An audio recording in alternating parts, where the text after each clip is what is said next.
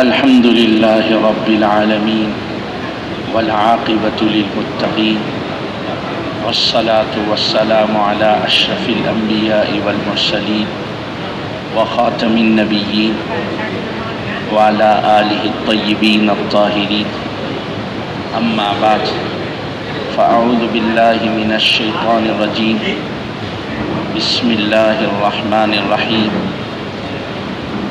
من كان يريد العاجلة عجلنا له فيها ما نشاء لمن نريد ثم جعلنا له جهنم يصلاها مذموما مدحورا ومن أراد الآخرة وسعى لها سعيها وهو مؤمن فأولئك كان سعيهم مشكورا وقال النبي صلى الله عليه وسلم الدنيا دار من لا دار له ومال من لا مال له ولها يجمع من لا عقل له او كما قال صلی اللہ علیہ وسلم۔ میرے عزیز دوستوں اور بزرگوں، اللہ تعالیٰ نے ہم سب کو اس دنیا میں بہت تھوڑے سے وقت کے لیے بھیجا ہے، اور جس کا جو وقت مقرر مکمل ہو جائے گا تو وہ دنیا سے آخرت کی طرف منتقل ہو جائے گا۔ ہم سب اس دنیا میں مسافر ہیں، پردیسی ہیں۔ ہماری یہ اصلی وطن اصلی نہیں ہے، یہ وطن عارضی ہے۔ دیس ہمارا جنت میں ہے، دیس ہمارا یہاں دنیا میں نہیں ہے۔ یہاں ہم پردیسی کی حالت میں ہیں، مسافرت میں ہیں، مسافر ہیں۔ اور عمر ہم لوگوں کو دی گئی ہے بہت تھوڑی، اعمار امتی بین 60 و 70۔ میری امت کے لوگوں کی عمریں 60-70 سال کے درمیان ہے۔ قلیل منہم یتجاوز، بہت کم لوگ ہیں جو آگے کو عمر کو پاتے ہیں اور آگے لمبی عمر پاتے ہیں اور 70 سال سے تجاوز کرتے ہیں۔ باقی عام طور پر لوگ اس دنیا سے 60-70 سال کی عمر میں رخصت ہو جاتے ہیں۔ یہ جو 60-70 سال کا عرصہ ہے، یہ ایک فرصت ہے، یہ اللہ کی طرف سے ایک مہلت ہے، یہ تیاری کا زمانہ ہے۔ جو اس تیاری کے زمانے کی حفاظت کر لے گا تو مرنے کے بعد اس کے لیے بہترین زمانہ آخرت کی زندگی کا آئے گا، کیونکہ اللہ تعالیٰ دو قیدوں کو جمع نہیں کرتے اور دو آزادیوں کو جمع نہیں کرتے۔ جو اس دنیا میں آزاد رہے گا، آخرت میں اللہ کی طرف سے جو لمبی چوڑی زندگی ہے اس میں اس کی آزادی کو سلب کر لیا جائے گا، اور جو اس دنیا میں قید و پابند رہے گا، اللہ تعالیٰ کے حکم کی جگڑ بندی میں زندگی گزارے گا، تو اللہ تعالیٰ اس کو آخرت کی زندگی میں آزادی عطا فرمائیں گے۔ اس کی ہر بات مانی جائے گی۔ اس کو اس مثال سے بھی سمجھتے سکتے ہیں کہ اگر بادشاہ کی طرف سے اعلان ہو جائے کہ تھوڑے عرصے کے لیے تمہیں بادشاہت دی جا رہی ہے، اس تھوڑے سے عرصے میں تمہارے احکامات نافذ ہوں گے، تمہاری ساری دنیا میں بات چلے گی، اور تمہیں ایسی سہولتیں دی جائے گی جیسے سہولتیں ایک بادشاہ کو ہوتی ہے۔ کچھ چھوٹے سے عرصے کے لیے تمہیں سہولتیں دی جائیں گی، پھر اس کے بعد ساری عمر ساری زندگی تم کو جیل خانے میں ڈال دیا جائے گا، اور اس جیل خانے میں کڑوا پانی پینا ہوگا، تمہاری کبھی کبھی مار پٹائی بھی ہوگی، اور گارے مٹی کا کام کرنا ہوگا، اور تنگ جگہ سونا ہوگا، اور ہماری مرضی چاہے گی تو ہم کھانا دیں گے، نہیں تو نہیں۔ اس بادشاہ کے اس اعلان کے بعد کوئی تیار نہیں ہوگا کہ تھوڑے عرصے تو زندگی ہے بادشاہت کی، اس کے بعد تو سارا قید و پابندی کا ہے۔ اور اگر یہ اعلان ہو جائے کہ تھوڑے سے عرصے کے لیے قید و پابندی ہے، جیل میں رکھیں گے، اور بعد کی ساری زندگی میں بادشاہت دی جائے گی، تمہارے حکم نافذ ہوگا، اور تمہیں وہ سہولتیں دی جائے گی جو بادشاہ کو دی جاتی ہے، اور تمہیں بہترین پانی دیا جائے گا، بہترین کھانا دیا جائے گا، بہترین سواریاں دی جائیں گی، بہترین رہنے کی جگہ دی جائے گی، بہترین آب و ہوا میسر ہوگی۔ تھوڑے عرصے قید و بند رہو، بعد میں یہ تم بادشاہت لے لو۔ اس اعلان کے بعد سارے لوگ تیار ہو جائیں گے، یہ تھوڑے عرصے تو تکلیف برداشت کرنی ہے، اس کے بعد تو بادشاہت ہے۔ حق تعالی شانہ اپنے پیغمبروں کے ذریعے اور اپنے نبیوں کے ذریعے ہمیں یہی زندگی سمجھاتے ہیں کہ دنیا کی زندگی یہ اپنے آپ کو ایسے سمجھو جیسے مسافر، کن فی الدنیا کأنک غریب، دنیا کو ایسے سمجھو جیسے کہ مسافر، او عابر السبیل، یا راہ چلتا مسافر۔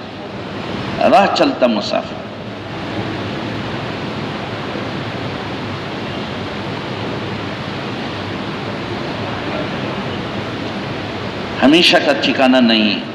اگر ہمیشہ کوئی رہنے کے قابل ہوتا،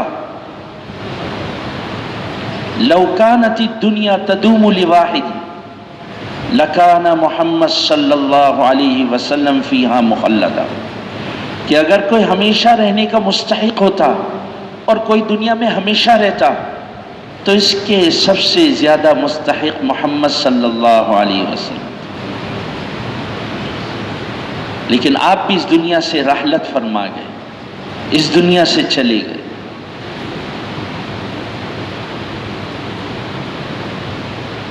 اور آخرت کی طرف چلے گئے۔ اس لیے میرے بھائیوں، آپ صلی اللہ علیہ وسلم فرماتے ہیں من احب دنیاہ اضر بآخرتہ ومن احب آخرتہ اضر بدنیاہ فآثروا ما یبقى علی ما یفنى، کہ جو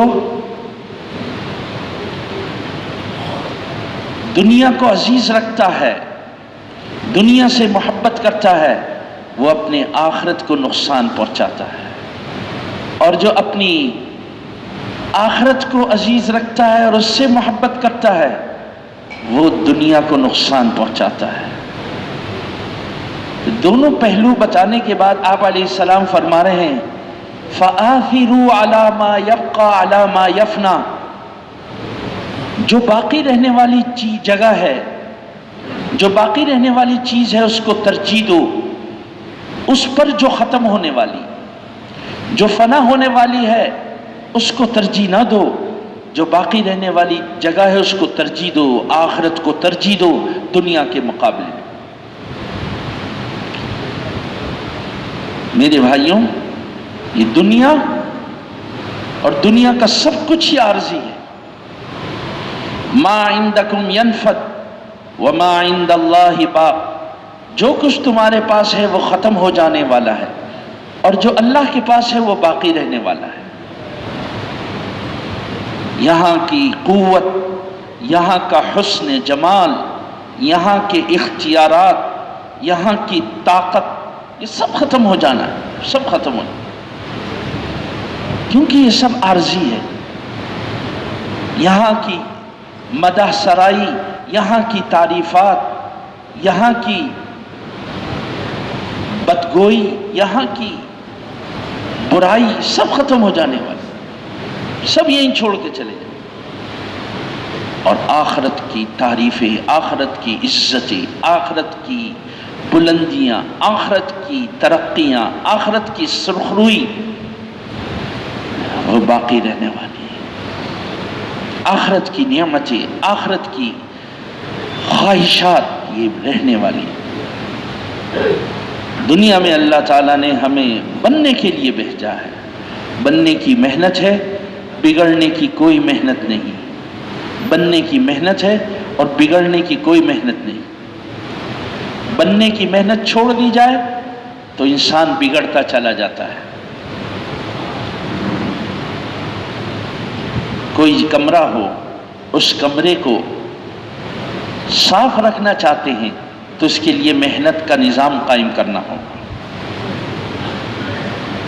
اور اگر اس کو خراب کرنا چاہتے ہیں اور گندا کرنا چاہتے ہیں اس کمرے کو، تو اس میں صفائی کے نظام کو موقوف کر دو، بننے کا نظام موقوف کر دو، وہ خود بخود خراب ہوتا چلا جائے گا، وہ خود بخود بگڑتا چلا جائے گا، وہ خود بخود گندا ہوتا چلا جائے گا۔ ایسے ہی انسان کے بننے کی محنت ہے اور بگڑنے کی کوئی محنت نہیں ہے۔ بننے کی محنت کو چھوڑ دو، خود بخود بگڑتا چلا جاتا ہے انسان، اور بنے ہوئے انسان کی قیمت ہے اللہ کی نگاہ میں، اور بنے ہوئے انسان کی قیمت ہے اللہ کے بندوں کی نگاہ میں۔ اور بننا کس اعتبار سے ہے؟ بننا اندر کے اعتبار سے ہے، ظاہر کے اعتبار سے بننا پسندیدہ اور معتبر نہیں۔ ظاہر کو اچھا رکھنے کو تو منع نہیں کیا، لیکن بنانا اپنے اندر کو ہے۔ جب آدمی دنیا اور دنیا کی چیزوں کو اکٹھا کرنے لگتا ہے اور اس کو بنانے میں لگتا ہے، تو آسمان والے اس کو حقارت کی نگاہ سے دیکھتی کہ دیکھو دیکھو، جو منظر الرحمن ہے اس کو تو یہ بنا نہیں رہا، اور جس پر اللہ تعالیٰ اپنی نگاہ نہیں ڈالتے یہ اس کو بنانے میں لگا ہوا ہے۔ جو کچھ دنیا میں ہے اس میں دو عیب ہیں، دو عیب۔ جو کچھ ہمارے پاس دنیا میں ہے اس میں دو عیب ہیں۔ ایک عیب کیا ہے کہ بنانے والے کی نگاہ میں اس کی کوئی قدر و منزلت نہیں ہے۔ حدیث پاک میں آتا ہے لو كانت الدنيا تعدل عند الله جناح بعوضة ما سقى منها كافرا شربة ماء، کہ اگر دنیا کی قیمت اللہ کے سامنے ایک مچھر کے پر کے برابر بھی ہوتی، مچھر کے پر کے برابر نہیں ہے، اگر مچھر کے پر کے برابر بھی ہوتی تو اللہ تعالی کافر کو ایک گھونٹ پانی نہ دیتی۔ اگر مچھر کے پر کے برابر بھی اس کی قیمت اللہ کی نگاہ میں ہوتی تو کافر کو اللہ تعالیٰ ایک گھونٹ پانی کا بھی نہ دیتے۔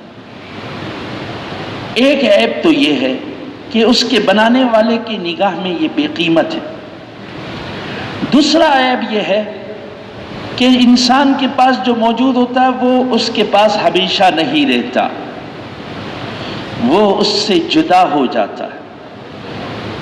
جب موت کا فرشتہ آتا ہے، روح قبض کر لیتا ہے، تو پھر اس کے بدن پر اگر کوئی کپڑے ہوتے ہیں تو یہ کپڑے بھی اتار لیے جاتے ہیں، اور اگر کپڑے اترتے نہیں ہیں تو اس کپڑوں کو کاٹ کے اتار لیا جاتا ہے، اور گھڑی پہنی ہوئی ہے تو گھڑی بھی اتروا لی جاتی ہے، اور گھڑی اگر نہیں اترتی تو اس کو کاٹ لیا جاتا ہے۔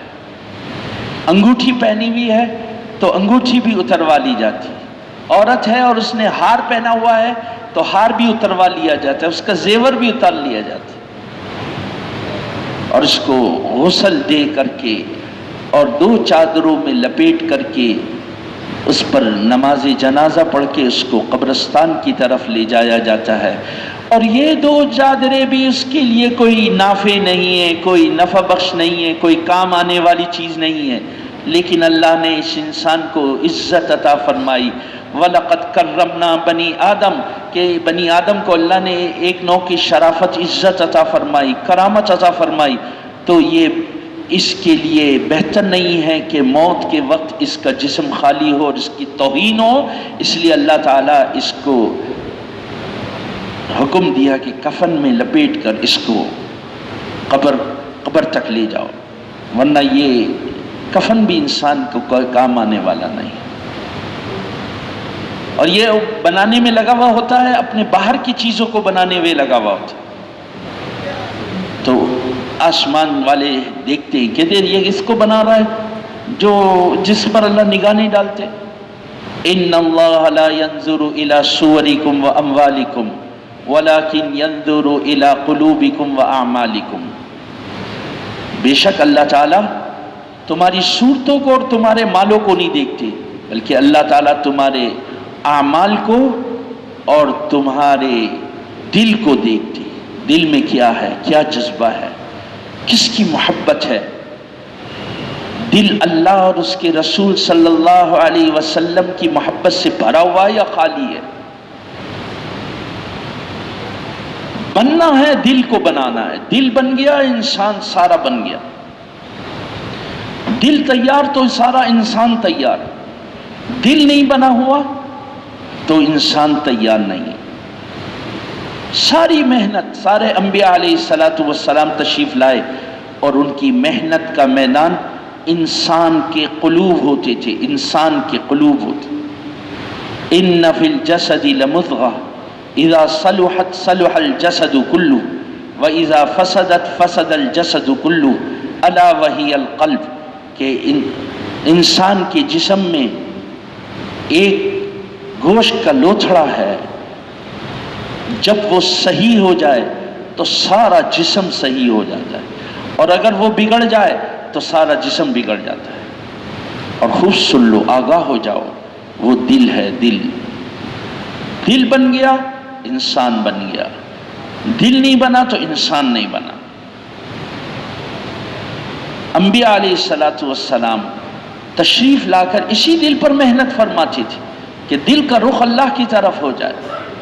دل کا رخ اللہ کی طرف ہو جائے. دل کا رخ اللہ کی طرف ہو جائے تو یہ ہدایت ہے. اور دل کا رخ اگر مخلوق کی طرف ہو جائے تو چونکہ مخلوق کی طرف دل کا رخ ہوگا تو یہ مخلوق کو دیکھ کے چلے گا. یہ دل کا اندھا پن ہے، یہ دل کی گمراہی ہے. دیکھ کے چلنا کس کو ہے؟ اللہ کو دیکھ کے چلنا. اور اللہ کو دیکھ کر انسان جب ہی چلتا ہے جب اس کے دل کا رخ اللہ کی طرف. مخلوق سے ہٹ کر خالق کی طرف ہو جائے کہ وہ ذات جو میری زندگی کو بنانے والی ہے، میں اس سے اپنے دل کا رخ جوڑوں گا. میں اپنے دل کا رخ اس کی طرف کروں گا جو بھی زندگیوں کو بناتی، جو صبح سے شام تک نعمتوں کے انبار، مردوں کو بھی، عورتوں کو بھی، بچوں کو بھی، بچیوں کو بھی، بوڑھوں کو بھی، کمزور کو بھی، طاقتور کو بھی، نعمتیں ہی نعمتیں، نعمتیں دی. اس اللہ کو پہچاننا، اس کے ساتھ اس کی طرف دل کے رخ کو کرنا. وَمِنْ آيَاتِهِ أَنْ خَلَقَكُم مِّن تُرَابٍ ثُمَّ إِذَا أَنْتُمْ بَشَرٌ تَنْتَشِرُونَ. اللہ کی قدرت کی نشانیوں میں سے یہ کہ اس نے تم کو مٹی سے بنایا. جب تم انسان بن گئے تو تم پھرے چلے جا رہے ہو. اپنی تخلیق پر غور کرو، تمہاری ابتدا کیا تھی؟ اللہ ہم سے یہ تمہارے بننے میں اللہ کی قدرت کی نشانیاں ہیں. اللہ کو پہچانو. کس نے بنایا؟ اللہ نے بنایا. ومن آیاتہ ان خلق لکم من انفسکم ازواجا لتسکنوا الیہا وجعل بینکم مودۃ ورحمہ ان فی ذلک لآیات لقوم یتفکرون۔ اللہ کی قدرت کی نشانیوں میں سے یہ بھی ہے کہ اللہ تعالیٰ نے تمہارے ہی نفسوں میں سے تمہارے لیے بیویاں بنائیں تاکہ تم اس سے سکون حاصل کرو، اور تمہارے درمیان محبت اور ہمدردی اور الفت کو پیدا کیا۔ میاں بیوی کے درمیان محبت اور الفت اور ہمدردی کو کس نے پیدا کیا؟ اللہ نے پیدا کیا۔ ہمدردی کس نے ڈالی؟ مہربانی کس نے ڈالی؟ اللہ نے ڈالی۔ اس میں اللہ نے یہ نہیں کیا کہ انسان کو پیدا کر کے اور انسان کو بیوی عطا فرمائی اس کے نفس کے علاوہ کی۔ اس کی بیوی انسانوں میں سے ہی بنائی، اس کی بیوی جنات میں سے نہیں بنائی، جن کی بیوی انسان نہیں بنائی، انسانوں میں سے ہی اس کے لیے بیوی کو مقرر کی۔ جوانی میں بھی محبت، بڑھاپے میں بھی محبت، میاں بیوی کے درمیان ہمدردی، مہربانی۔ ہمارے استاد یہ آیت پڑھاتے تھے تو فرماتے تھے کہ اگر بوڑھی ہو گئی بیوی تو وہ بوڑھے شوہر کے بغیر رات کو اگر شوہر نہ آئے تو وہ کھانا بھی نہیں کھاتی، کہ اس خاوند آئے گا تو ان کے ساتھ کھاؤں گا، بچے کھا لیں گے، بچیاں کھا لیں گی، لیکن بیوی نہیں کھائے گی، کہے گی نہیں خاوند آئیں گے ان کے ساتھ کھاؤں گی۔ وَجَعَلَ بَيْنَكُمْ مَوَدَّةً وَرَحْمَةً، میاں بیوی کے درمیان مہربانی، محبت، الفت، ہمدردی کس نے رکھی؟ اللہ نے۔ اللہ کو پہچانو، ان فی ذلک لآیات لقوم یتفکرون، اس میں اللہ کی قدرت کی نشانی ہے ان لوگوں کے لیے جو اس کے اندر غور و فکر کرتے۔ وَمِنْ آيَاتِهِ خَلْقُ السَّمَاوَاتِ وَالْأَرْضِ وَاخْتِلَافُ أَلْسِنَتِكُمْ وَأَلْوَانِكُمْ إِنَّ فِي ذَلِكَ لَآيَاتٍ لِلْعَالِمِينَ۔ آسمان اور زمین کو پیدا کرنے میں اللہ کی قدرت کی نشانیاں ہیں، اور تمہاری زبانوں میں کے اختلاف میں اللہ کی قدرت کی نشانیاں ہیں۔ ان زبانوں کے اختلاف کی وجہ سے اللہ کی قدرت کو پہچانو، اللہ کو پہچانو۔ ہم ایک جگہ گئے داغستان، تو وہاں پتہ چلا کہ اس ایک ٹکڑے میں 30 زبانیں بولی جاتی ہیں۔ کتنی زبانیں بولی جاتی ہیں؟ 30 زبانیں بولی۔ چھوٹا سا ہے، ہمارے کراچی سے تو چھوٹا ہوگا، بہت چھوٹا ہوگا۔ اور زبانیں کتنی بولی جاتی ہیں؟ 30 زبانیں بولی۔ یہ زبان کا اختلاف، زبانیں ساری اللہ نے بنائی۔ ہمارے یہاں اردو بولنے والے ہیں، سندھی بولنے والے ہیں، پنجابی زبان اللہ نے پیدا کی، پشتو زبان اللہ نے پیدا کی، پھر ہر زبان کے اندر لہجے اللہ نے بنائے۔ یہ زبان کا اختلاف اور یہ رنگت کا اختلاف، کسی کو بہت خوبصورت بنایا، کسی کو بہت سفید بنایا، کسی کو کم سفید بنایا، کسی کو انتہائی سیاہ بنایا، کسی کو کم سیاہ بنایا، کسی کو سانولا بنایا۔ یہ سب کس نے بنایا بھائی؟ اللہ۔ یہ رنگوں کا اختلاف، یہ زبانوں کا اختلاف، اس میں اللہ کی قدرت کی نشانی۔ ان فی ذلک لآیات للعالمین، جاننے والوں کے لیے اللہ کی قدرت کی نشانیاں اس میں۔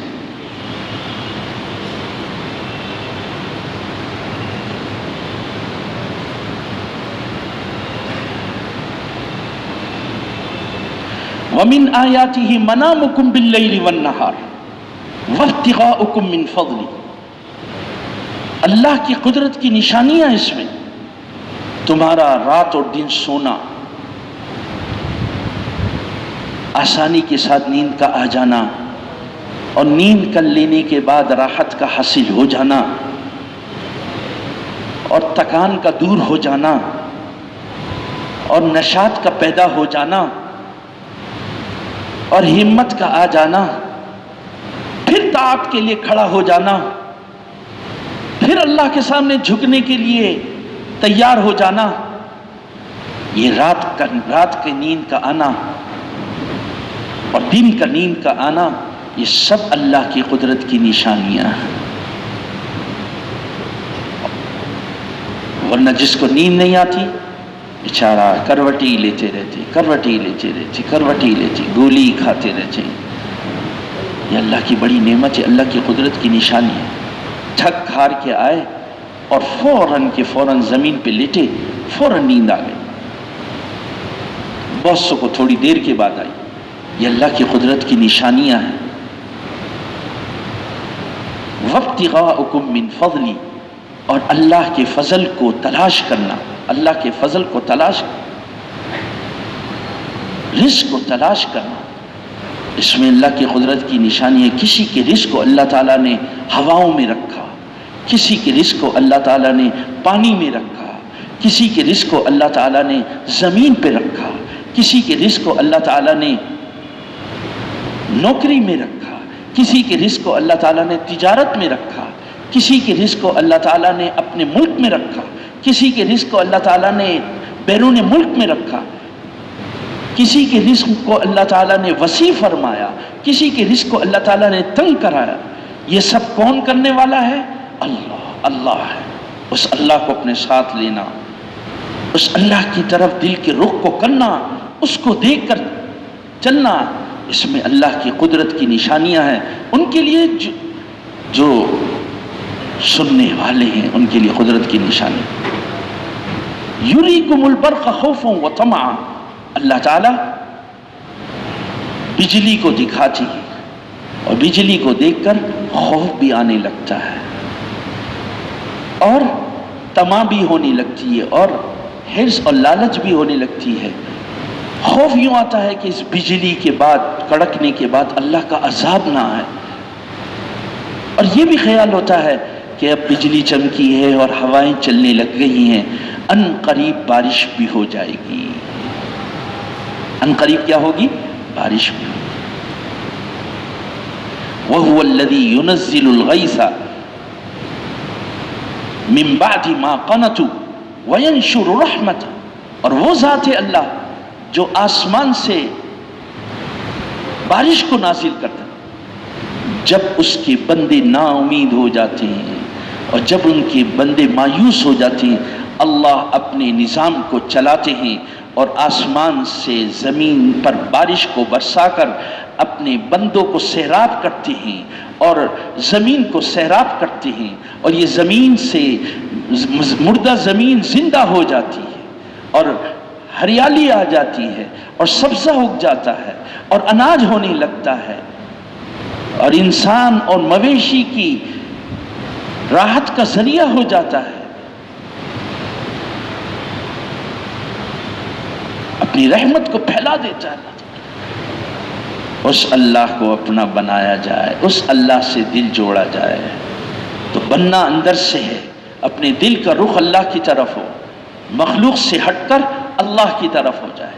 مجھے اپنے اللہ کو منانا ہے، مجھے اپنے اللہ کو منانا ہے۔ جس نے اللہ کو منا لیا اور جس نے اللہ تعالیٰ کو پا لیا اس نے سب کچھ پا لیا۔ جس کو اللہ مل گئے اس کو سب کچھ مل گیا۔ حضرت عائشہ رضی اللہ عنہا کی طرف حضرت معاویہ رضی اللہ عنہ نے ایک خط ارسال کیا اور کہا اماں جان کچھ نصیحت فرما دیجئے اگرچہ مختصر ہو۔ تو حضرت عائشہ رضی اللہ عنہا نے لکھ کر بھیجا من ارض اللہ باسخاط الناس کفاہ اللہ ما بینہ و بین الناس، جو اللہ کو راضی کر کے لوگوں کو ناراض کرے گا۔ ہمارا دین لوگوں کو ناراض کرنے کو نہیں بتاتا، اس کا مطلب یہ جو اللہ کو راضی کرنے کی راہ چلے گا اور اس سے لوگ روٹھ رہے ہوں گے اور لوگ ناراض ہو رہے ہوں گے یہ مخلوق کی پرواہ نہیں کرے گا، لوگوں کی پرواہ نہیں کرے گا، اللہ کی پرواہ کرے گا۔ اللہ کو راضی کرنا ہے، اللہ کو راضی کرنا ہے، اور اللہ کو راضی کرنے کی راہ چلتا رہے گا، چلتا رہے گا، چلتا رہے گا۔ تو فرماتی ہے کفاہ اللہ ما بینہ و بین الناس، تو اللہ اس کے اور لوگوں کے درمیان کافی ہو جائیں گے۔ کیا مطلب اللہ اس کے اور لوگوں کے درمیان کافی ہو جائیں گے؟ جیسے کہ دوسری حدیث میں آتا ہے ان قلوب بنی آدم بین اصبع الرحمن یقلبها کیف یشاء، کہ سارے انسانوں کے قلوب اللہ کی 2 انگلیوں کے درمیان ہیں، جس طرف چاہے اللہ پھیر دے، جس طرف چاہے اللہ پھیر دے۔ جب یہ اللہ کو راضی کرنے کی راہ چلے گا اور اللہ مان جائیں گے اور اللہ راضی ہو جائیں گے، تو اللہ تعالی سب کے دلوں کو پھیر دیں گے اور وہ ساری مخلوق بھی اس سے راضی ہو جائے گی۔ ایک اللہ کو منا کر سب کو منا لو، یہ آسان راستہ ہے۔ ومن ارضى الناس باسخاط اللہ، آگے فرماتی ہے ومن ارضى الناس باسخاط اللہ، جو لوگوں کو ناراض کر کے اللہ کو، جو لوگوں کو راضی کر کے اللہ کو ناراض کرے گا، جو لوگوں کو راضی کر کے اللہ کو ناراض کرے گا، جیسے آج ہم دنیا میں کرتے ہیں، سب کو راضی کرتے ہیں اور اللہ کو ناراض کرتے ہیں۔ تو جو لوگوں کو خوش کر کے اللہ کو ناراض کرے گا، اللہ اس کو لوگوں کے سپرد کر دیں گے۔ وَكَّلَهُ اللَّهُ إِلَى النَّاسِ، اللہ اس کو لوگوں کے سپرد کر دیں گے۔ جاؤ، تم نے مجھے ناراض کیا نا، ان کو راضی کرنے کے لیے مجھے ناراض کیا، جاؤ ان کو راضی کر لو۔ اور کون راضی ہوتا ہے جب اللہ اپنے بندے سے ناراض ہو جائے؟ تو کون راضی ہو سکتا ہے؟ اللہ ناراض، سارا عالم ناراض، اللہ راضی، ساری دنیا راضی۔ اس لیے اللہ کو منانا اپنی زندگی کا مقصد بنا لیں، اللہ تعالیٰ کو پانے کا اپنا مقصد بنا لیں، اللہ کو راضی کرنا اپنی زندگی کا مقصد بنا لیں۔ تنہائی میں ہو، سب کے درمیان ہو، اکیلا ہو، اختیارات سب کچھ ہوں، اختیارات کوئی نہ ہو، بس دل کی ایک آواز بن جائے، میرے اللہ مجھ سے اب کیا چاہتے ہیں، میرے اللہ مجھ سے کیا چاہتے ہیں۔ اس کو اختیارات ملے ہوئے، یہ اپنی اختیارات کی زندگی میں سوچے گا ان اختیارات سے میرے اللہ مجھ سے کیا چاہتے ہیں۔ اختیارات کوئی پاس نہیں ہے، ایک عام سی زندگی ہے، کہتے ہیں اس میں دیکھے گا اس میں میرے اللہ مجھ سے کیا چاہتے ہیں۔ غربت ہے، غربت میں یہ دیکھے گا میرے اللہ اس غربت میں مجھ سے کیا چاہتے ہیں۔ مالدار ہے تو اس مالداری میں یہ دیکھے گا کہ میرے اللہ میری اس مالداری میں مجھ سے کیا چاہتے ہیں۔ مالدار کو غریب ہونے کی ضرورت نہیں ہے، غریب کو مالدار ہونے کی ضرورت نہیں ہے۔ مالدار مالداری میں اللہ کی رضا کو دیکھے گا اور اللہ کے حکم کو دیکھے گا، اللہ اس کو مالداری میں کامیاب کر دیں گے۔ غریب غربت میں دیکھے گا، اللہ اس کو غربت میں کامیاب کر دیں گے۔ قیامت تک سب کی سطح برابر نہیں ہو سکتی۔ جن لوگوں نے سطح برابر کرنا چاہی وہ رہ نہ سکے، کیونکہ یہ اللہ کے نظام کے خلاف ہے۔ ان من عبادی المؤمنین من لا یصلحہ الا الغنا ولو افقرتہ لافسدہ ذلک دینہ، میرے بعض بندے ایسے ہیں جن کے دین کی درستگی میں نے رکھی اس میں کہ مالدار بنا کے رکھا ہے، کہ ان کے دین کی درستگی ان کے مالدار ہونے میں ہے، اگر میں ان کو فقیر بنا دوں تو یہ اپنی دین کی حفاظت نہ کر سکے۔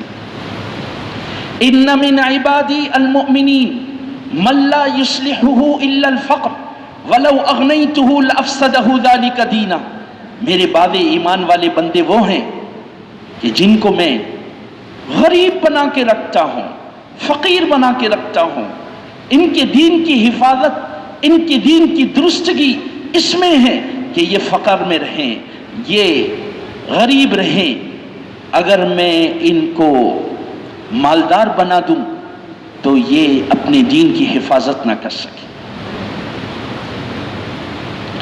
ان من عبادی المؤمنین من لا یصلحہ الا الصحہ ولو اسقمتہ لافسدہ ذلک دینا۔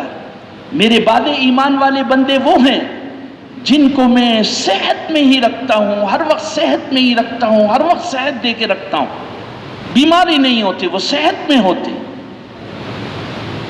بیماری ہوتی نہیں ان کو۔ اگر میں ان کو بیمار کر دوں تو یہ اپنے دین کی حفاظت نہ کر سکے، ان کے دین کی حفاظت درستگی ان کے صحت مند رہنے میں۔ ان من عبادی المؤمنین من لا یصلحہ الا السقم ولو صححتہ لافسدہ ذلک دینا۔ میرے بعد ایمان والے بندے وہ ہیں جن کو میں بیمار ہی رکھتا ہوں، بیمار ہی رکھتا ہوں، بیمار ہی رکھتا ہوں۔ ایک بیماری سے فارغ ہوتے ہیں تو دوسری بیماری میں، دوسری بیماری سے فارغ ہو تیسری بیماری، ابھی ایک علاج کروائے تو دوسری بیماری میں۔ اگر میں ان کو صحت مند بنا دوں، صحت میں رکھ دوں تو یہ اپنے دین کی حفاظت نہیں کر سکتے۔ اس کا علم کس کے پاس ہے بھائی؟ اللہ کے پاس۔ اس کے دین کی حفاظت اس کے مالدار ہونے میں، اس کے دین کی حفاظت اس کے فقیر رہنے میں، اس کے دین کی حفاظت اس کی صحت میں، اس کے دین کی حفاظت اس کی بیمار رہنے میں۔ اس کا علم صرف کس کو ہے بھائی؟ اللہ کو۔ اللہ جانتے ہیں، اللہ بندوں کے حالات کو جانتے ہیں، اس کو مجھے کس حالت پہ رکھنا ہے۔ بعض اوقات انسان محنت کر کے اور دین پر چل کے اس مقام کو نہیں پہنچ سکتا جو اللہ تعالیٰ نے اس کے لیے رکھا ہے۔ اللہ اس کو اس مقام تک پہنچانا چاہتا ہے لیکن وہ نہیں پہنچ سکتا اس اپنی کوشش۔ اللہ تعالیٰ ایسی چیزیں لے آتے ہیں، کہیں بچہ بیمار ہو گیا، کہیں خود بیمار ہو گئے، کہیں یہ پریشانی آ گئی، کہیں وہ پریشانی آ گئی، کہیں یہ مسئلہ ہو گیا، کہیں وہ مسئلہ ہو گیا۔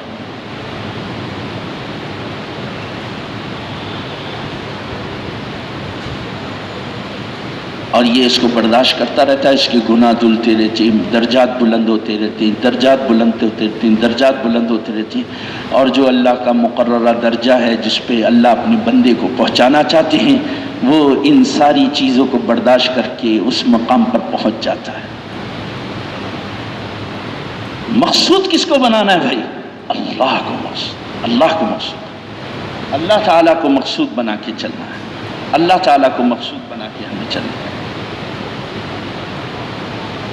اللہ ہمارے مقصود ہو، اسی کو دیکھنے، سب پر رحم کھانا ہے، ظلم کسی پر نہیں کرنا۔ آپ علیہ السلام نے فرمایا، حضرت ابو ذر رضی اللہ عنہ روایت کرتے ہیں حضور علیہ السلام سے، اور حضور علیہ السلام اپنے رب سبحانہ و تعالیٰ سے روایت کرتے ہیں، حدیث قدسی ہے۔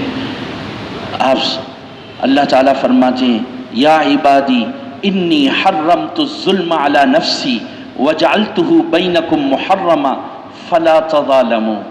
اے میرے بندو، میں نے اپنے اوپر ظلم کو حرام کیا ہے، تم بھی تمہارے درمیان بھی میں نے ظلم کو حرام کیا ہے، فلا تظالموا، تم آپس میں ایک دوسرے پر ظلم مت کرو، آپس میں ایک دوسرے پر ظلم مت کرو، کیونکہ اللہ کی مدد مظلوم کے ساتھ ہوتی ہے، ظالم کے ساتھ نہیں ہوتی۔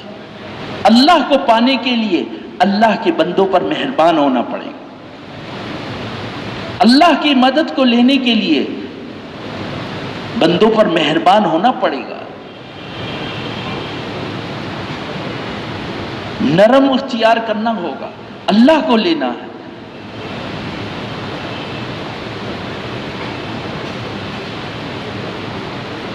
اللہ کا دوست بننے کے لیے ان الرفق لا يكون في شيء الا زانه، نرمی جس چیز میں بھی ہوتی ہے اس کو مزین کر دیتی ہے، خوبیاں پیدا کر دیتی ہے اس میں۔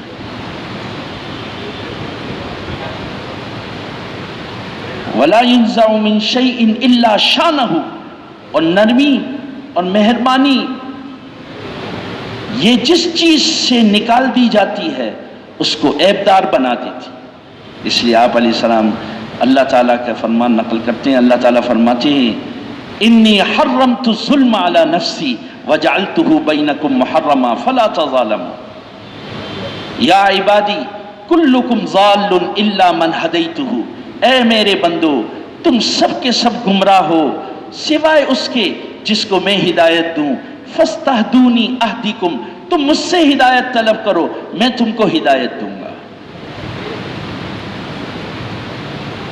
یا عبادی کلکم جائع الا من اطعمتہ فاستطعمونی اطعمکم، اے میرے بندو تم سب کے سب بھوکے ہو سوائے اس کے جس کو میں کھانا کھلاؤں.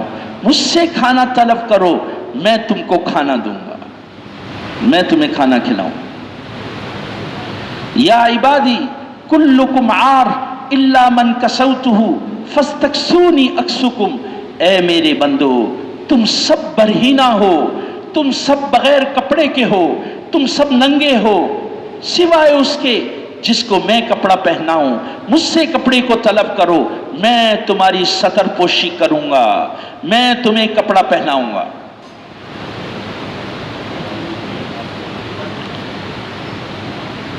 یا عبادی انکم تخطئون باللیل والنہار وانا اغفر الذنوب جميعا فاستغفرونی اغفر لکم، اے میرے بندو تم دن رات مجھے ناراض کرتے ہو، تم دن رات غلطیاں کرتے رہتے ہو اور میں تمہیں معاف کرتا رہتا ہوں. تم مجھ سے مغفرت طلب کرو میں تمہیں معاف کروں گا. یا عبادی لن تبلغوا ضری فتضرنی ولن تبلغوا نفعی فتنفعنی، اے میرے بندو تم میرے نفع تک نہیں پہنچ سکتے کہ تم مجھے نفع پہنچاؤ، میرے نقصان تک ہرگز نہیں پہنچ سکتے کہ تم مجھے نقصان پہنچاؤ. سب لوگ فرما بردار ہو جائیں، اللہ کی فرما برداری کرنے لگ جائیں، اللہ کی بادشاہت میں کوئی اضافہ نہیں ہوگا، اللہ کو کوئی نفع نہیں پہنچے. ہماری طاعت کا فائدہ، ہماری فرما برداری کا فائدہ، ہماری حکم پورا کرنے کا فائدہ، اللہ سے جڑنے کا فائدہ ہماری طرف. ان اولکم وآخرکم وانسکم وجنکم کانوا علی اتقى قلب رجل واحد منکم ما زاد فی ملکی شیئا، تمہارے اولین، تمہارے آخرین، تمہارے انسان، تمہارے جنات، یہ سب مل کر جمع ہو کر سب سے زیادہ متقی شخص کی طرح ان کا دل ہو جائے، سب سے زیادہ متقی شخص کے دل کی طرح ہو جائیں. اور سب سے زیادہ متقی دل کس کا ہے؟ محمد الرسول اللہ صلی اللہ علیہ وسلم. سب سے زیادہ تقوی والا دل، سب سے زیادہ، سب سے بڑے پرہیزگار محمد صلی اللہ علیہ وسلم. سب نیک ہو جائیں، سب سے زیادہ متقی آدمی شخص کی طرح ہو جائے، پھر بھی میری بادشاہت میں کوئی ما زاد فی ملکی شیئا، میری بادشاہت میں کوئی اضافہ نہیں کر سکتے. یا عبادی ان اولکم وآخرکم وانسکم وجنکم کانوا علی افجر قلب رجل منکم ما نقص فی ملکی شیئا، اے میرے بندو تمہارے اولین، تمہارے آخرین، تمہارے انسان، تمہارے جنات سب مل کر ایک سب سے زیادہ گناہگار آدمی کے دل کی طرح ہو جائیں، پھر بھی میری بادشاہت میں کوئی نقصان نہیں پہنچا سکتے، کوئی کمی نہیں کر سکتے. اور سب سے فاسق ترین آدمی کا دل کس کا ہے؟ ابلیس کا ہے. کس کا ہے بھائی؟ ابلیس کے دل کی طرح ہو جائیں، پھر بھی میری بادشاہت میں کوئی کمی نہیں کر سکتے. یا عبادی ان اولکم وآخرکم وانسکم وجنکم کانوا فی صعید واحد فسألونی کل واحد مسألتہ لا ينقص مما عندی الا کما ينقص المخیط اذا ادخل فی البحر. اے میرے بندو تمہارے اولین، تمہارے آخرین، تمہارے انسان، تمہارے جنات، سب مل کر کے، سب جمع ہو کر ایک میدان میں جمع ہو جائے، وسیع میدان میں جمع ہو جائے، اور ہر ایک اپنی اپنی مرادیں مانگنے لگے، ہر ایک اپنی ضرورتیں مانگنے لگے، اللہ سے ہر ایک اپنی ضرورتیں مانگنے لگے، اللہ سب کو دینے لگ جائیں، تو بھی اللہ کے خزانے میں کمی نہیں آئی۔ اس حدیث کو سمجھانے والے فرماتے ہیں کہ یہ مثال کے طور پر فرمایا کہ اتنی کمی ہوگی جتنی کیا سوئی کے ناکے میں پانی آ گیا، حقیقت میں اتنی کمی بھی نہیں ہوگی، یہ صرف سمجھانے کے لیے عرض کیا گیا۔ اللہ کے خزانے میں کوئی کمی نہیں آئی۔ اس اللہ سے جڑنے کے لیے ساری دعوت کی محنت یہ ہے کہ دل کا رخ اللہ کی طرف ہو جائے، ہر ایک پر محنت کرے۔ جب دل کا رخ اللہ کی طرف ہو جائے تو انسان کس کو دیکھ کے چلتا ہے؟ اللہ کو دیکھ کے، اللہ کو دیکھ کے، اللہ کو بھی خوش کرتا ہے، اللہ کے بندوں کو بھی خوش رکھتا ہے، اللہ کے بندوں کی بھی حقوق کی پرواہ کرتا ہے، اللہ کے حقوق کی بھی پرواہ کرتا ہے۔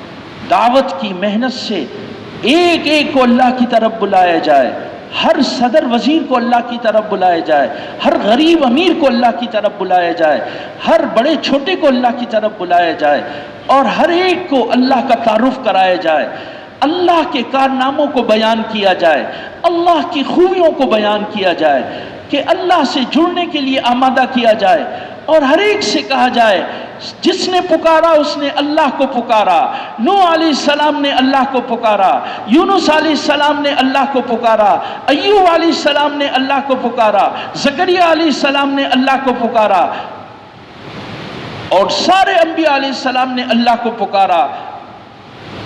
ہم کس کو پکاریں گے بھائی؟ اللہ کو پکاریں، اس ایک اللہ سے مدد حاصل کریں گے، اس کو منائیں گے، اور اس کے حکم کو دیکھ کے چلیں۔ کیا ہوا کہ جنگ بدر کے موقع پر حضرت حضور صلی اللہ علیہ وسلم حضور علیہ السلام کے ساتھ مسلمانوں کی صف میں ہیں، اور اور حضرت ابوبکر کے بیٹے اس وقت ایک مسلمان نہیں ہوئے تھے، وہ دوسری کافروں کی صف میں تھے۔ جنگ بدر کے موقع پر اللہ تعالیٰ نے مسلمان کو ایک شاندار فتح عطا فرمائی، تو بعد میں جب ان کے بیٹے مسلمان ہو گئے تو اپنے ابا سے کہنے لگے، ابا جی آپ میری تلوار کے نیچے 2 سے 3 مرتبہ آئے تھے، لیکن میں نے یہ خیال کر کے چھوڑ دیا کہ یہ میرے والد ہیں۔ تو حضرت ابوبکر رضی اللہ عنہ کیا جواب ارشاد فرماتے ہیں کہ بیٹے اگر تم میری تلوار کے نیچے 1 مرتبہ بھی آتے تو میں تمہیں اپنا بیٹا سمجھ کر نہیں چھوڑتا، بلکہ اللہ کا حکم پر پورا کرنے کے لیے وار کر دیتا۔ یہ چیز پیدا کی تھی رسول اللہ صلی اللہ علیہ وسلم نے اپنے صحابہ میں، کہ ہر حال میں اللہ کو دیکھ کے چلو، اللہ کی مرضی کو دیکھ کے چلو، اللہ کی محبت میں ڈوب کے زندگی گزارو، قوم کو نہیں دیکھیں گے، اللہ کو دیکھیں گے، برادری کو دیکھ کر نہیں چلیں گے، اللہ کو دیکھ کے چلیں گے۔ اللہ کیسے ملتے ہیں؟ اللہ کو پانے کا قوی راستہ محمد الرسول اللہ صلی اللہ علیہ وسلم، اللہ کو پانے کا قوی راستہ حضور علیہ السلام کی تابعداری کرنا، حضور علیہ السلام کی تابعداری کرنا۔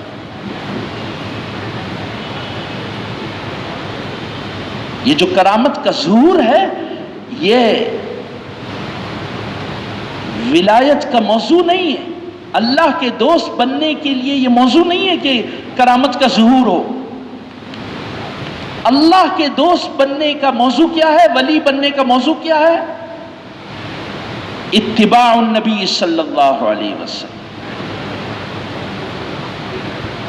حضور علیہ السلام کی تابعداری۔ جو حضور علیہ السلام کی تابعداری میں ڈوبا ہوا ہے وہ اتنا ہی اللہ کا دوست ہے، وہ اتنا اللہ کا ولی ہے، وہ اتنا ہی اللہ کو پانے والا ہے۔ قل ان کنتم تحبون اللہ فاتبعونی، کہہ دیجئے محمد صلی اللہ علیہ وسلم اگر تم اللہ کے پسندیدہ بننا چاہتے ہو، اللہ کے محبوب بننا چاہتے ہو، فاتبعونی، تو میری اتباع کرو۔ یحببکم اللہ، اللہ تم سے محبت کرنے لگیں گے، تمہارے گناہوں کو بھی معاف فرمائیں گے، اور اللہ غفور الرحیم۔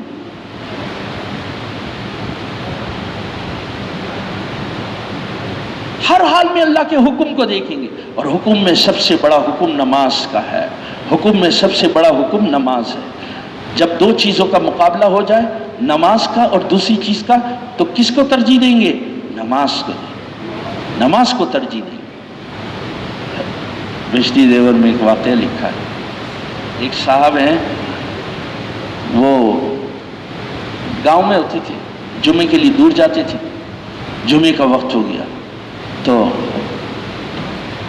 جمعے کی نماز کے لیے تیاری کر کے نکلنے لگے۔ اسی وقت ان کا زمین پر پانی دینے کا وقت ہو گیا۔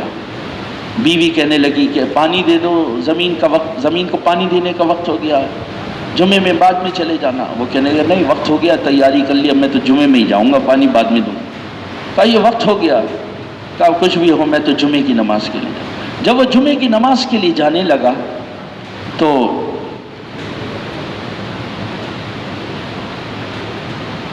اس کے گھر میں ایک اونٹ بندھا تھا۔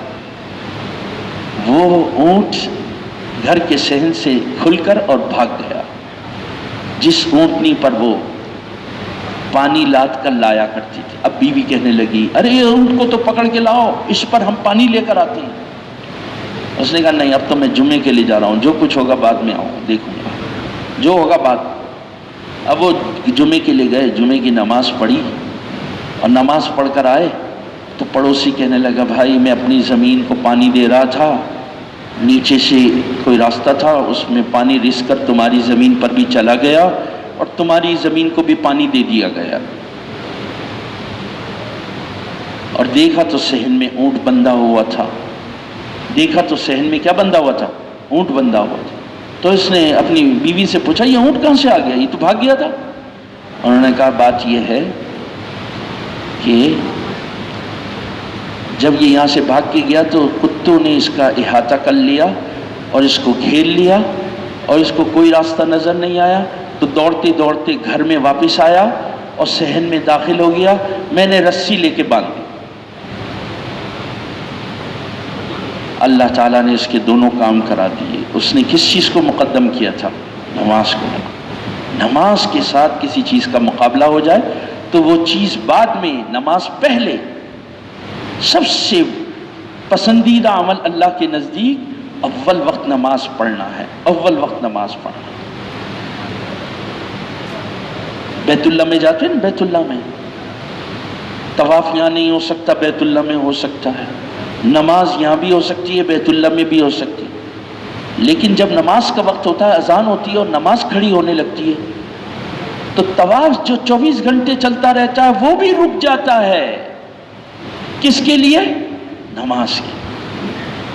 ہمارے بھائیوں، طواف جیسی عمل، عبادت جو وہاں بیت اللہ میں ہی ہو سکتی ہے، وہ بھی نماز کے لیے رک جاتے ہیں۔ ہمارے قلم نہیں رکتے، ہمارے کام نہیں رکتے، ہمارے کھیل نہیں رکتے، ہماری چیزیں نہیں رکتی، ہم وہ کرتے رہتے۔ نہیں میرے بھائیوں، جب نماز اور دوسری چیز کا مقابلہ ہو، ہم نماز کو ترجیح دیں گے۔ اس لیے حضرت عمر رضی اللہ عنہ جب کسی کو گورنر بنا کر بھیجتے تھے تو وہ فرماتے تھے ان من اہم امور دینکم عندی الصلاۃ۔ سنو بھائی، تمہارے کاموں میں میرے نزدیک، تمہارے دین کے کاموں میں میرے نزدیک سب سے زیادہ اہم چیز نماز ہے، سب سے زیادہ اہم چیز میرے نزدیک نماز ہے۔ فمن حفظها وحافظ علیہا حفظ دینہ، جس نے اس نماز کی حفاظت کی اور اس کا اہتمام کیا، اس نے دین کی حفاظت کی۔ ومن ضیعها فهو لما سواها اضیع، وہ جو اس کو ضائع کرے گا وہ اس کے علاوہ کے امور کو اس سے زیادہ ضائع کرے گا، جس کی نماز۔ اس لیے ہمارے بزرگ حضرت مولانا یوسف صاحب یہ فرمایا کرتے تھے، جو ہم نے بڑوں سے سنا، کیا فرماتے تھے؟ زندگی نماز کے بقدر ہے، زندگی نماز کے بقدر ہے۔ جو اپنی زندگی کو درست کرنا چاہتا ہے وہ اپنی نماز کو درست کرے۔ جتنی نماز عمدہ ہوگی اتنی جو ہے زندگی درست ہوگی۔ صحیح یقین کو سیکھنا، اور اس کے بعد اللہ پاک احکامات پر جماؤ نصیب فرمائیں گے، اور حضور صلی اللہ علیہ وسلم کی زندگی پسندیدہ بن جائے گی۔ ہاں، اور پھر جتنا اللہ سے تعلق ہوگا اتنا اللہ کی مخلوق پر رحم آئے گا، اور ان کو اللہ سے جوڑنے کی فکر آئے گی، دین کے مٹنے کا غم پیدا ہوگا، اللہ کی یاد میں بسنے کے جذبات تیار ہوں گے۔ جتنا اللہ سے تعلق قائم ہوگا اللہ کی یاد میں بسنے کے جذبات تیار ہوں گے۔ وقت فارغ کر کے اللہ کا ذکر کرے گا، وقت فارغ کر کے قرآن پاک کی تلاوت کرے گا، اور ہر وقت اس کی زبان تر ہوگی اللہ کے ذکر میں۔ جتنا اللہ سے تعلق ہوگا، جتنا اللہ سے تعلق ہوگا، جتنا اللہ کی محبت دل میں آ گئی۔ والذین آمنوا اشد حبا للہ، اللہ سے سب سے زیادہ محبت کرنے والے کون؟ ایمان کے دعوے میں سچے کون ہیں؟ جو ساری دنیا کی چیزوں کے مقابلے میں سب سے زیادہ اللہ سے محبت کرنے والے ہوں۔ اللہ نہ روٹ جائے، اللہ نہ روٹ جائے، اللہ کے ذکر میں مشغول ہو، اللہ کی مخلوق کو راستہ بتانے کی میں مشغول ہو، غم پیدا ہو جائے، مٹا دین زندہ ہو جائے، موجودہ دین نقصان سے بچ جائے، اور جن لوگوں کو اب تک ہدایت نہیں ملی اس کو ہدایت عطا فرما دے اللہ تعالیٰ۔ میرے بھائیو، اللہ پاک نے ہم سب کو یہ عظیم محنت عطا فرمائی ہے۔ اس محنت میں جتنا ہم آگے بڑھیں گے، اس محنت کی روح کیا ہے؟ غم ہے، غم، کلنا ہے۔ ہائے اللہ کی مخلوق کا کیا ہو رہا ہے، حضور کی امت کا کیا ہو رہا ہے۔ اللہ تو اپنی امت کو اللہ تو حضور علیہ السلام کی امت کو ہدایت نصیب فرما دے۔ سب کے دل کے رخ کو اللہ کی طرف کرنے کی محنت کرنا، سب کو اللہ کے سامنے جھکنے کے لیے تیار کرنا، یہ اللہ کی محبت کی نشانی ہے۔ جتنی اللہ کی محبت دل میں ہوگی اتنا سب کو اللہ سے جوڑنے کی فکر میں لگا ہوا ہوگا۔ حضور علیہ السلام کا غم یہی تھا۔ آپ عیادت کے لیے جا رہے ہیں، آپ عیادت کے لیے جا رہے ہیں، ایک وہ بچہ جو آپ کی خدمت میں رہا کرتا تھا یہودی کا، پتہ چلا بیمار ہو گیا، تو آپ اس کی عیادت کے لیے جا رہے ہیں۔ جب اس کے پاس پہنچے آپ نے اس کو اسلام کی دعوت دی، وہ اپنے والد کی طرف دیکھنے لگا، تو اس کے والد نے کہا اطیع ابا القاسم، بیٹا ابو القاسم کی بات مان لو، حضور کی بات مان لو۔ اس نے کلمہ پڑھا اور کلمہ پڑھ کے مسلمان ہو گیا، اور یہاں اس کی روح نکل گئی۔ آپ کو بہت خوشی ہوئی، الحمدللہ الذی انقذہ بی من النار۔ تمام آپ نے اللہ کا شکر ادا کیا، تمام تعریفیں اللہ کے لیے جس نے میرے ذریعے سے اس کو جہنم سے بچا دیا۔ کلمہ پڑھ کے چلا گیا، جہنم سے بچ گیا، کلمہ پڑھ کے چلا گیا، جہنم سے بچ گیا۔ میرے بھائیوں، جو جتنا دین سے دور ہے اتنا ہمیں اس کا غم لگ جائے، اس کی فکر لگ جائے۔ حضرت مولانا یوسف صاحب رحمۃ اللہ علیہ نے یہ حیات الصحابہ میں ایک باب باندھا ہے، بغض الذنب للمذنب، جس کا اردو میں ترجمہ یہ ہے کہ گناہ سے نفرت کرو، گناہ سے نفرت کرو، گناہگار سے نفرت نہ کرو۔ کسی کو دین سے دور دیکھو، اس سے نفرت نہ کرو۔ جس سے آدمی نفرت کرتا ہے پھر اس کی بھلائی اور اس کی خیر خواہی میں نہیں لگتا۔ بچہ بیمار ہو جائے تو بچے سے نفرت نہیں کرتا، بچے کے مرض سے نفرت کرتا۔ بیوی بیمار ہو جائے تو بیوی کی بیماری سے نفرت کرتا، بیوی سے نفرت نہیں کرتا۔ ماں باپ بیمار ہو جائے تو ماں باپ کے بیمار ہونے سے ناگواری کو محسوس کرتا ہے، ماں باپ سے ناگواری نہیں کرتا۔ اگر ماں باپ سے نفرت کرنے لگ جائے، بچے سے نفرت کرنے لگ جائے، بیوی سے نفرت کرنے لگ جائے، تو میرے بھائیوں، کوئی بیوی کو ہسپتال لے جائے گا؟ کوئی ماں باپ کا علاج کروائے گا؟ کوئی بیٹے کو دکھائے گا کسی کو؟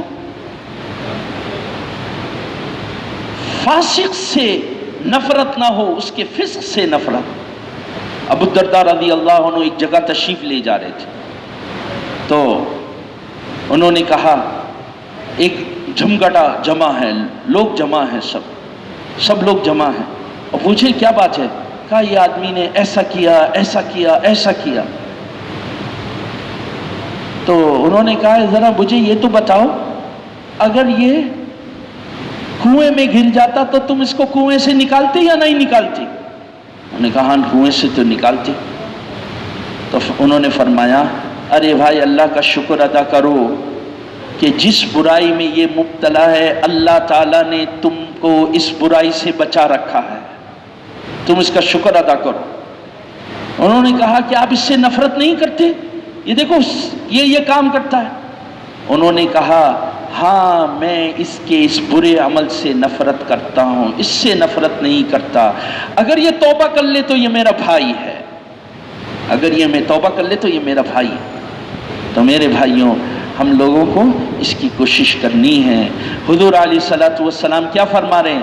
مثلی و مثلکم کمثل رجل استوقد نارا، میری مثال اور تمہاری مثال ایسی ہے اس شخص کی طرح ہے جس نے آگ جلائی، فجعل الجنادب والفراش یقعن فیہ وہو یذبہن، اور اس آگ کے اندر کیا ہے؟ پتنگے اور پروانے ٹوٹ ٹوٹ کر اور آ کر گر رہے ہیں، اور جس نے آگ جلائی ہے وہ اس پروانوں کو دور کر رہا ہے، اس آگ سے دفع کر رہا ہے، ہٹا رہا ہے۔ وَأَنَا آخِذٌ بِحُجَزِكُمْ وَأَنَا آخِذٌ بِحُجَزِكُمْ وَأَنْتُمْ تُفَلِّتُونَ مِنْ يَدِي، اور میں بھی تم کو میانے کمر سے پکڑ پکڑ کر جہنم سے روک رہا ہوں، جہنم سے بچا رہا ہوں، اور تم میرے ہاتھوں سے نکلے جا رہے ہو، تم میرے ہاتھوں سے نکلے جا رہے ہو اور جہنم میں واقع ہو رہے ہو، اور میں تمہاری کمر کو پکڑ کے تمہیں گھسیٹ رہا ہوں۔ میرے دوستو، ہمارے پیارے نبی صلی اللہ علیہ وسلم کا غم تو یہ ہو، ہمیں بھی اس غم کی کچھ نقل کرنی چاہیے۔ اللہ اس غم میں سے ہمیں بھی کچھ غم نصیب فرمائے۔ ساری دنیا میں اللہ کے پیغام کو پہنچانا ہے، اس کے لیے سب تیار ہیں انشاءاللہ، اور سب کو اللہ کی طرف متوجہ کرنا ہے کہ ساری دنیا کے انسانوں کا دل کا رخ کہاں ہو جائے؟ اللہ کی طرف ہو جائے، مخلوق سے ہٹ کر اللہ کی طرف ہو جائے، اور ساز و سامان اور چیزوں اور اسباب و وسائل سے ہٹ کر حضور علیہ الصلوۃ والسلام کے اعمال کی طرف ہو جائے، اور دنیا سے ہٹ کر آخرت کی طرف ہو جائے۔ تو اس کے لیے سب تیار ہیں انشاءاللہ۔ انشاءاللہ مغرب کی نماز کے بعد بیان ہوگا، آپ سب اپنے اپنے ارادے کا اظہار فرمائیں۔ انشاءاللہ ہم ساری دنیا کے لیے تیار ہیں۔ جب ہم ارادہ کر لیں گے اور تنہائیوں میں دعا مانگیں گے، اللہ کے یہاں اپنے آپ کو قبول کرائیں گے، تو خود اللہ دروازے کھول دیں گے اور خود اللہ قبول فرما لیں گے۔ اللہ کا کام ہے، اس کا کام ہے، وہ خود لے لے گا، ہم تو اپنے آپ کو قبول کرانے میں مصروف رہیں۔ تو اس کے لیے سب تیار ہیں انشاءاللہ۔ جس کا وضو ہے وہ تو صفوں میں بیٹھ کے اللہ سے مانگے، اور جس کا وضو نہیں ہے وہ وضو کے لیے تشریف لے جائیں، اور باقی ایک دوسرے کو تیار بھی کریں۔